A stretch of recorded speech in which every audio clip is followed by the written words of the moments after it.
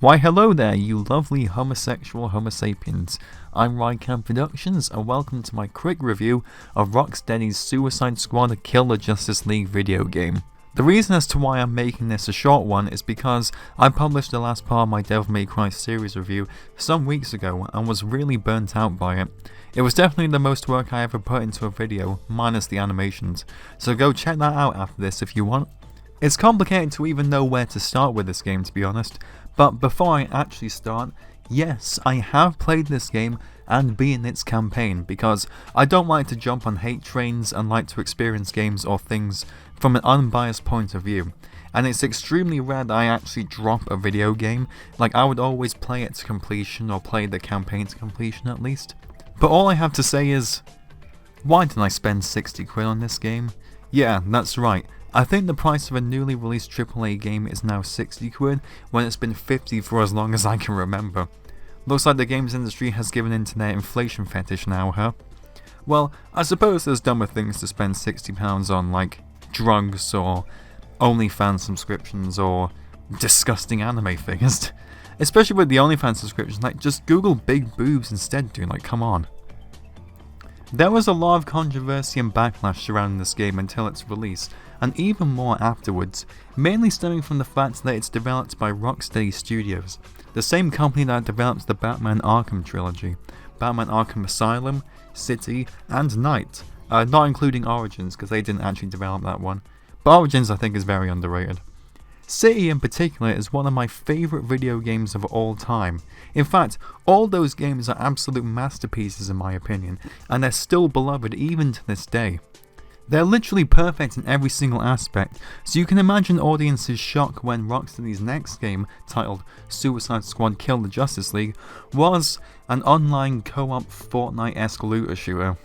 You gotta be fucking kidding. Although, when I played it, I got more of a Borderlands vibe with this game than Fortnite, to be honest.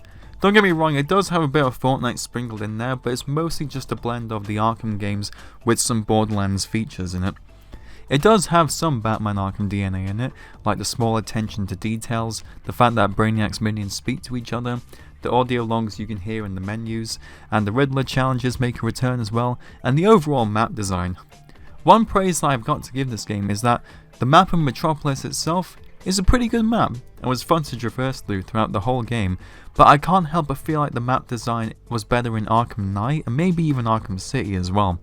But hey, maybe it is unfair to compare this game to the Arkham games because they are so different in terms of gameplay and the overall tone.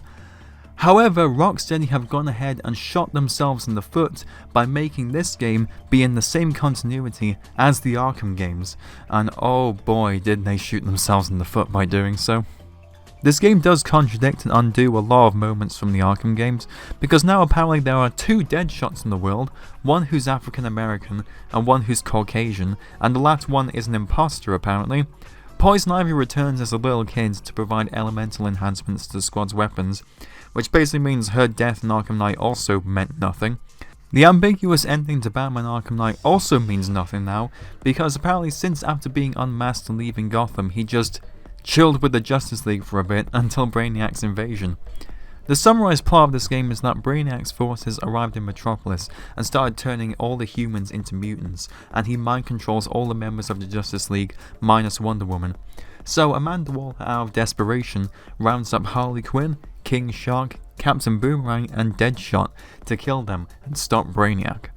Now, the actual story beats and events in this game's plot range from being genitalia stimulatingly awesome to having moments that will make your brain drip out of your ears because of how flat out stupid they are. I will admit that the game does start off quite strong though, with my favourite part happening within the first 2 hours. The best part of this game hands down was the part with the Batman Museum, you know, where the squad members were getting hunted and overwhelmed by a brainwashed Batman.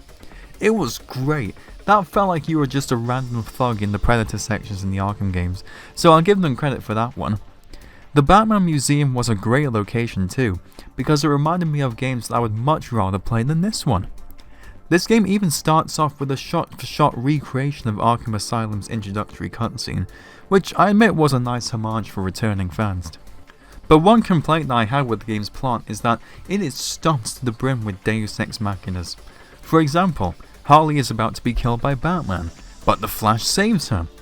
The squad are about to be wiped out by Lex Luthor, but the Flash saves them. The Flash tries to kill them in the big tornado he's making, but they're rescued by Wonder Woman, and you get the point. It's like the squad themselves are children who can't fend for themselves and need constant rescuing by adults. But I guess that's the riot traps you're going to fall into when they're going up against literal overpowered superheroes. There's even the part where the Green Lantern tries to riddle them with bullets with the constructs he's made, but they miraculously get sucked into a portal into another dimension. Yeah, this game is doing the multiverse thing as well, just in case you weren't already sick of the multiverse shit already. The absolute low point of this game, however, is...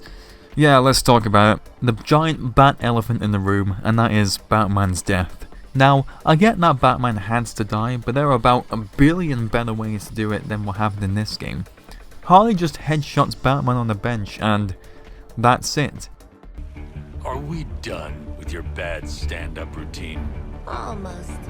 But you always gotta end on your best joke.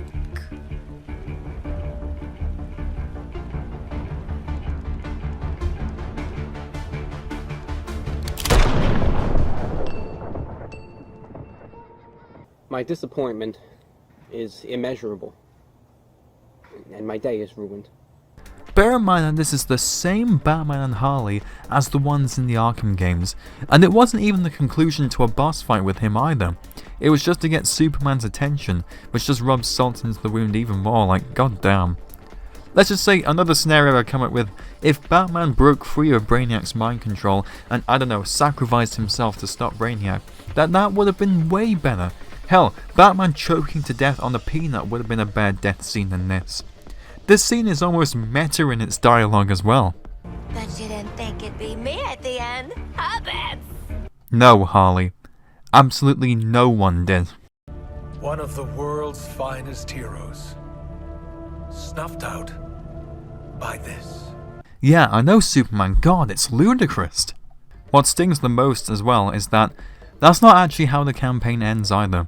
The game ends with Brainiac getting killed, again very anticlimactically. Also, the Brainiac final boss was excrement. It was literally just a reskin of the Flash boss fight from earlier. Remember in my Devil May Cry 4 review how I complained that the final boss of that game was just copy and pasted? Well, it's pretty much the exact same issue here. Why couldn't you just make an original Brainiac final boss? Did you just run out of time? This game was 9 years in the oven, but still. Oh, and apparently there are other Brainiacs in other dimensions that need killing, which leads into the post-game content, which is just mindless grinding and replaying missions to get better loot and gear, so, you know, very much like Borderlands. But, to be honest, I put this game down after I beat the campaign because I just didn't see the point in continuing it. Not even for the achievements or being the Riddler side quest. Because, to be honest, Rocksteady, I don't think anyone's gonna really care about this game in a year's time. I actually did try and play online and I hosted my own lobby, and it took about 20 minutes for someone to join my lobby, and another 10 for a second person to join in, and that was with crossplay enabled. Now the game itself plays fine, the controls and characters feel smooth to play, and the combat and gunplay can get pretty fun, albeit repetitive, although I would say that the enemies lack very little variety in them. They are either foot soldiers, snipers, which are extremely annoying by the way, and infected tanks and helicopters. Oh god, that gives me Devil May Cry 2 flashbacks. The guns and melee weapons have different classes and tiers to them based on their power and rarity, so very much like Borderlands. But there again isn't that much variety in them, and the 4 characters that you play as all have their own skill trees and special moves. So very much like Borderlands, and yeah, we get it, it's very Borderlands-esque, but it's in third person. The 4 characters that you play as all have their own unique skill trees and ways of navigating across Metropolis as well. They also have different skins you can unlock and emotes for when you're playing online as well. It was pretty interesting to see how much variety there was in those. Now, I think it's obvious when I say that this game was designed to be played by 4 people because, well, yeah, duh, of course it was. But I feel like a single player experience just wasn't very fulfilling, especially with the game's very dumb plot. But I'll compliment the game on this, at least the player bots you have aren't brain dead and actually do a good amount of damage, so that was good. Oh, and I abhorred some of the side quests in this game, particularly the ones that required you to only do damage with critical hits or elemental damage. Because of the way that this game is designed and works, these quests just felt counterintuitive, and they dragged forever, man, and just weren't fun. I must say that the graphics look pretty good. The faces don't look uncanny or anything, and there are still all these tiny little details sprinkled everywhere, just like the Arkham games, but I can't help but feel that Arkham Knight both looks and runs better than this game, and that released 9 years ago. God damn, where did the time go? God, I remember getting that when it first released at day one. Holy shit. This game does have quite a lot of optimization issues because, not gonna lie, there were moments where it sounded like my PC was about to explode. Like Amanda Waller planted a C4 charge in my PC, and I have a pretty high-end setup as well, so optimize your shit better, Rocksteady. Alright, here we go, let's play this shit. Bomb has been planted.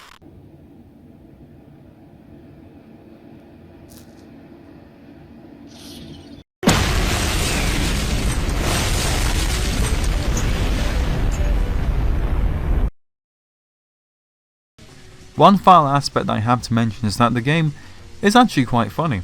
For all of this game's many faults, I do admit that the interactions the squad members have with each other and the general humour do work mostly. The 4 squad members feel like they have genuinely great chemistry with each other by, roasting each other, incorporating all their backgrounds into their dialogue and giving off the vibe of, yeah, I know we're forced to be here and if we disobey we get our heads skipped, but we might as well have fun whilst doing it during this admittedly very depressing and bleak situation. The part where Deadshot punches his locker because Deathstroke is written on it genuinely made me laugh out loud because they do get mixed up quite a lot, and the reveal of Captain Boomerang having a large boomerang was pretty good too.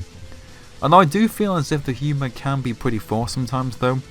Like guys, you don't need to have a joke or have the characters do something silly in every single cutscene, and sometimes it did come across as like Marvel humour, where they just stop what they're doing to have this pretty unfunny moment. God, I just hate writing like that, man. So that concludes my thoughts on Suicide Squad Kill the Justice League. Although the game does start off strong, and it has a few good parts to it, it quickly turns into a very repetitive, lackluster and flat out disappointing experience. Rocksteady absolutely drops the ball with this installment, and it is nowhere near the level of game design mastery that the Arkham games were. It just felt like a bunch of cool moments strung together by very mediocre gameplay and mission structures, and I have no idea what on earth they were thinking with Batman's death, unless they're planning on retconning it with the upcoming content updates, but Rocksteady, you've just lost your audience and general interest at this point. I don't see how this game is going to get a spike of players and interest after this controversial release, unless Putin threatens to nuke everywhere unless everyone starts playing Suicide Squad Kill the Justice League. It's probably unfathomably unlikely that that outcome can happen, as I don't think that any of Rocksteady's employees have the connections to do such a thing, but you get what I mean. Thank you very much for watching, and I'll see you soon. I do definitely want to focus on more animated content from here on out, so stay tuned for that. I hope you have a lovely day, and goodbye.